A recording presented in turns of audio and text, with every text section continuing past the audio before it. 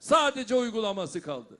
Bir kısmının da hazırlıklarını... Li Tirkiye ji bo hilbijartinên serokkomarî û yên parlamenteriyê ku di 24 Hezîranê da pêk bên, çend rojman û di wan her du hilbijartinan da Partiya Krîtîk HDP ye. Taybetî mijara ku tê merakkirin ew e, gelo HDP dê benda hilbijartin ya ji sedî deh derbas bike yan na. Derbarê wê yekê de herî dawî parlamenterê HDP Mithat Sancar bangî hilbijêrên xwe kir ku nekewin rehavetê û ragihand ku rewşa HDP krîtîk e.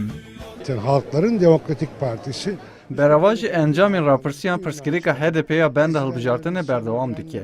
AK Parti ji bo ku HDP dibin bendê de bihêle hemû rêk û rêbazan bikardîne. Ji ber vê yekê em her roj dibêjin dengek jî ji bo me bi qîmet e û hewce em xebatên xwe gurtir bikin. Li gel vê yekî bawerî encamên rapirsiyan nekin. Hîç pirsgirêka me ya benda hilbijartinê heye. Serokê Kompanyaya Rapirsiyê ya ku li Tirkiye yek ji kompanya giring ya Mehmet Ali Kulat jî gotinên Mithat Sancar piştrast dike, o dibêje rêja dengên HDP niha di bin sînorên benda hilbijartinê de ye. tabii Mithat Bey'in söylediği doğru. Gotinên Mithat Bey rastin. Li gorî çend encamên me bi dest xistin e jî heman rewş derdikeve pêş. Li gorî rapirsiya me ya dawî jî rêjeya dengên HDP sedî nehe.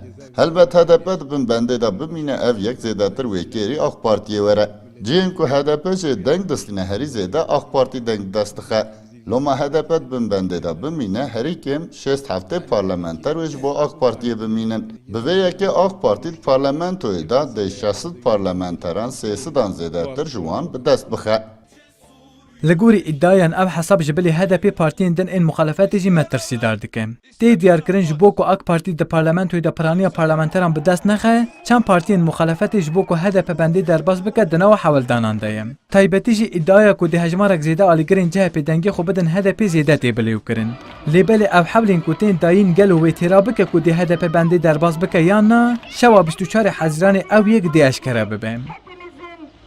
Vural erişmiş. Kurdistan 24 Ankara. Kesilen kesimlerin